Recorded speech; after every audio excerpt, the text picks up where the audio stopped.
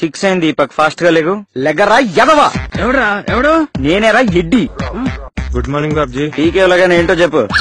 బాబ్జీ ఈ ఫ్లైఓవర్ ఎక్కితే ఏమొస్తుంది? కొంచెం గాలి వస్తుంది.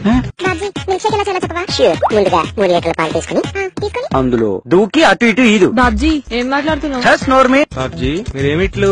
మేము బొబ్బట్లు. మరి మీరు ఏంట్రా తిండం? బాబ్జీ దగ్గరలో చైనీస్ రెస్టారెంట్ పేరు చెప్పు. నీ ఇడ్లీ మొఖానికి చైనీస్ రెస్టారెంట్ ఎందుకురా? బాబ్జీ చేయి ఆపు. ఇచ్చిన గజ్జి.